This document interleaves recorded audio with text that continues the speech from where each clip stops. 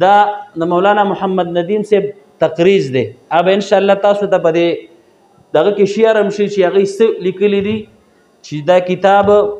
ما د استفادې دپاره چې بیا مطالعه کوو نو د طباعت نه پس مې اراده وه، یعنې مخکې دا اوایي یو قسم له په دې باندې تقریز کړی دی. بسم الله الرحمن الرحیم. بسم الله والحمد لله والصلاة والسلام على رسول الله. أما بعد فأعوذ بالله من الشيطان الرجيم. بسم الله الرحمن الرحيم. وجادلهم بالتي هي أحسن. صدق الله العظيم. د اهل سنت والجماعت علماء دیوبند سره تعلق لرونکو مسلمانانو ورونو، اکثر ملګري د پرون نه را په دې خوا د پرونۍ مناظرې د مبادیاتو متعلق بعضې ملګري وټسپ باندې څه داسې په کال باندې رابطه کوي چې دا خبره څنګه وه او د دې وضاحتي کلیپ وشي او دغه ملګري د هغې نه خبردار شي. اصل مسله داسې وه، ټول علماء کرام سنجیده ملګري چې کوم دي انشاءالله هغوی به مکمل خبره اوري.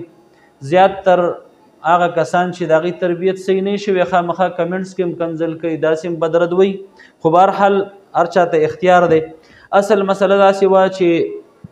دا یو کتاب دی، دفاع اهل سنت والجماعت. دا کتاب مولانا ساجد خان نقشبندی صاحب لیکلی دی.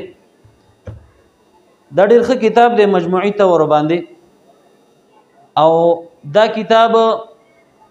د یو بریلي د طرفه محمد ارشد یو بریلی دی چې هغه په ده باندې رد کې کتاب ولیکه.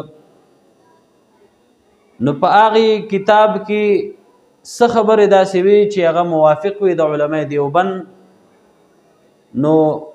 مناظر اسلام محقق العصر حضرت مولانا مفتی سید حکیم ماتوریدی صاحب حفظه الله د خولې نه په سبقت لسانه کې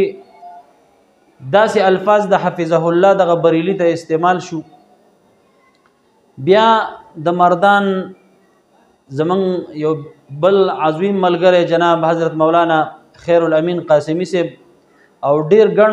علما کرام چې د بعضې نومونه ماله راتله او بعضې نه راتله، د نوجوانان احنافو د طرف نه بعضې ملګري هغوی هلته راجمع شو. دوی یو بل له په مناظره د مبادیاتو متعلق د مجلس دعوت ورک. مونږ لاړو او هغه مجلس کې مونږ شرکت وکړو، او هغه شرکت داسې و چې د خیر الامین مولانا صاحب ګیله وه د سید حکیم ماتوریدي صاحب نه چې تا بریلي ته حفظه الله لفظ استعمال کړی او دا تا ښه نه دي کړي. بیا مفتی سید حکیم ماتوریدي صاحب هغوی ورته وی چې دې ساجد خان نقشبندي صاحب په دفاع اهل سنت کې داسې د فقه حنفي خلاف الفاظ استعمال کړي دي، داسې الفاظ استعمال کړي دي چې الله تعالی ته د دروغو نسبت کړی دی. نو دا الفاظ دا کتاب چې کوم دی دا زمونږ د اهل سنت والجماعت علماء دیوبند د نظریې موافق ټول نه دی. لہذا تاسو د دې خبرې وضاحت وکئ او د ټول کتاب باندې تصدیق مه کوئ. حال دا چې په دې کې د مولانا محمد ندیم محمودي صاحب تقریز هم موجود دی، او ناشنا خبردار زه به تاسو ته بیا په تقریز کې د مولانا محمد ندیم محمودي صاحب هغه الفاظ هم دغه ذکر کم چې هغه څه وایي دا د مولانا محمد ندیم صاحب تقریز دی. اب انشاءالله تاسو ته په دې دغه کې شعر هم شي چې هغوی څه لیکلي دي چې دا کتاب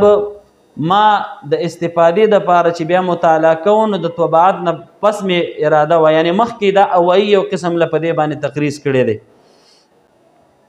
حالانکه په تحقیق الجلی کې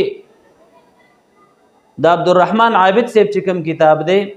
په هغې کې د دې خلاف خبرې دي. دې کتاب دفاع اهل سنت والجماعت ساجد خان نقشبندي صاحب په دې کې یوه خبره لیکلې، زه تاسو ته په دې دغه کې نشر کوم، په خپله به یې وګورئ. په یو صفحه کې یو ځای کې داسې وایي چې الله تعالی کومه خبره کړې هغه خلاف د واقع ده. سید حکیم ماتوریدی صاحب ته وی چې کومه خبره خلاف د واقع نه ده خو دروغ شو، نو الله ته په ظاهر کې د دروغو نسبت وکړو. په یو صفحه کې 3 پیرې دا لفظ استعمال کړی دی. دویمه خبره دا کړې ده په دې کتاب کې دفاع اهل سنت کې زه تاسو سره صفحه شیر کوم د عبارت هم شیر کوم اوب بیا پوره وګورئ ان شاء الله العزیز. فیصله تاسو کوي کوم چې سنجیده ملګری دي او هغه علما دي هغوی په کتاب او په دلیل پوهیږي نو هغوی به ان شاء الله په خپله په دې خبره باندې پوه شو. د دې کتاب حقیقت او وضاحت به متخکاره شي. د دې کتاب موږ ډېر تایید دا کوو چې مجموعي طور باندې ښه کتاب دی، خو چې کومې خبرې پکې غلطې دي او ماشاءالله خیرالامین قاسمي صاحب د هغه خبرو تردید وکړه او د دې نه د براعت اعلان هم وکړو چې کومې خبرې دي کې د اهل سنت والجماعت علماء دیوبند د مزاج خلاف دي. په دې کې دا لیکلي دي چې الله تعالی خبرې کوي داسې خبرې لکه څنګه چې انسان خبرې کوي. حالان کې فقه الاکبر کې د امام الائمه نعمان ابن ثابت امام ابو حنیفه رحمه الله هغه متن عبارت داسې دی چې ويتکلم لا ككلامنا ويسمع لا كسمعنا لأن الله قوي والإنسان ضعيف إلى آخره. د الله رب العالمین کلام داسې نه دی لکه څنګه چې د مخلوق کلام دی، د هغه سمع داسې نه ده لکه څنګه چې د انسان سمع ده. نو لهذا دا د فقه حنفي خلاف دا عبارت دی. نو په دې باندې دی ساجد خان نقشبندي صاحب نظر ثانی وکي یا چې په دې کوم تقریر چا لیکلی تایید یې کړی مولانا محمد ندیم محمودي صاحب هغه دې په دې باندې نظر ثانی وکي. دا الفاظ دا عبارت یا د دې تصحیح وکي یا د دې نه وباسي. نو مولانا سید حکیم ماتوریدی صاحب حفظه الله هغه ورته وی چې جنگ جاخه د دې کتاب نه جوړه ده ځکه چې دا کتاب لیکل شوی مجموعي طور خو دا موږ تسلیمو موږ د دې تایید کو خو چې دا کم عبارات پکې دي او دا د اهل سنت والجماعت علماء دیوبند او د فقه حنفي خلاف دي په کار دا چې تاسو د دې تردید وکړي. نو په هغه مجلس کې الته ډېر ګڼ علما راغلي او دا غزي ډېر عوام راغلي دوی خبرې کولو ته د یو بل اوریدو ته هغه نو تیار. نو هغه مسله دی حتی ورسېده چې بیا دوی لیکل وکړه مفتی سید حکیم ماتوریدی صاحب هغه د بریلیت په تردید باندې خبرې وکړي او چې د حفظه الله دعایه کلمات د کوم وجه نه ویلي او د هغې وضاحت ورته وکړه. او دغه رنګې حضرت مولانا مفتی خیرالامین قاسمي صاحب هغوی چې کوم دی د دې کتاب هغه الفاظ او هغه عبارت چې د اهل سنت والجماعت هغه وي موږ ته خو اول معلوم نه دي دې کتاب کې خو که بالفرض پکې وي نو د دې نه موږ د برات اعلان کوو موږ د لا تعلق اعلان کوو. نو دا هغه د مناظرې او د مبادیاتو مجلسو بیا په دې کې ډېر ملګري داسې دي چې کله د حقیقت نه نه خبر نو بیا څوک کمنټس غلط کوي څوک کنزل کوي څوک مشران چیړي. د مفتی اعظم کیفی کې صوبه خیبر پښتونخوا صاحبزاده مفتی ګوري شاه صاحب حفظه الله داغي د قول موافق هغه چې په حفظه الله لفظ باندې سړی بریلی کېږي نه او که داسې وی دا خو د بعضې ملګرو پخوانی عادت دی چې هغوی دا الفاظ داسې استعمالی چې مفتی نجیب الله فاروقي صاحب وی دا پنجپیری و هغه باندې د پنجپیری لیبل لګولي خو په دې باندې هغه نه پنجپیری کېږي. دغه رنګې شیخ رحم الله حقانی صاحب شهید رحمه الله هغه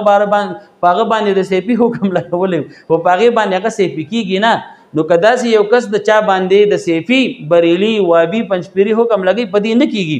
لہذا د خپلو عباراتو تصحیح پکار ده په خپلو عباراتو نظر ثانی پکار ده. زه دا وایم انسان کمزوری دی کېدای شي مولانا محمد ندیم